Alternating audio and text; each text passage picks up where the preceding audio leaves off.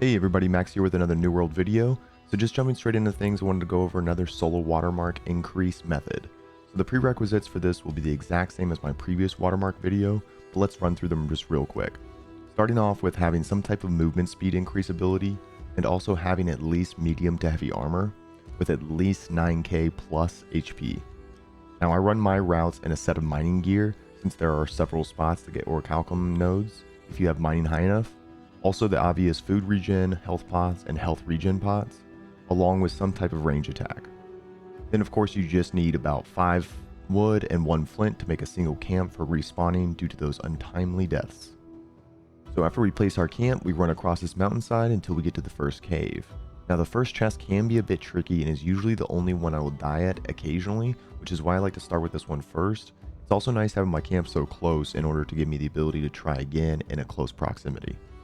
Now I like to run to this safe platform to de-aggro and get my wits about me. Also, it gives me the opportunity to mess with the retreat mechanic, giving me a small window to run at the chest.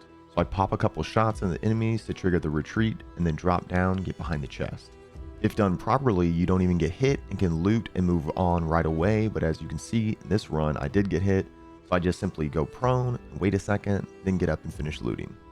So from here, you just hightail it out and lose aggro on the cliffside before dropping down and going to the next chest.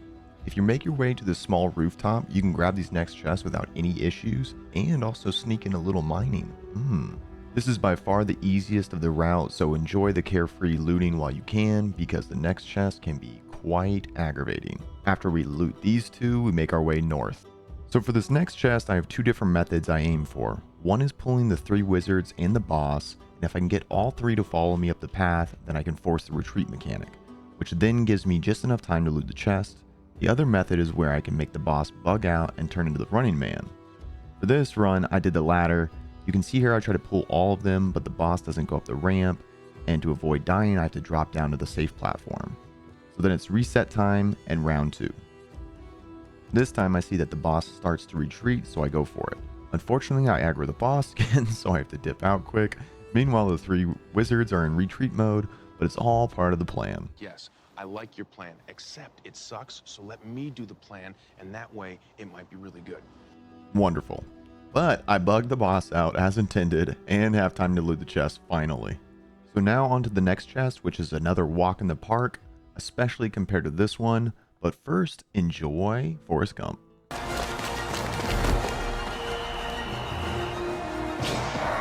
You gotta love it. But from here, you just make our way up a few sets of stairs and onto yet another safe platform.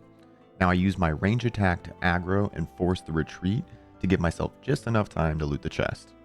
And then try not to fumble on the left side of the rock because obviously it doesn't grapple correctly, so go to the right side.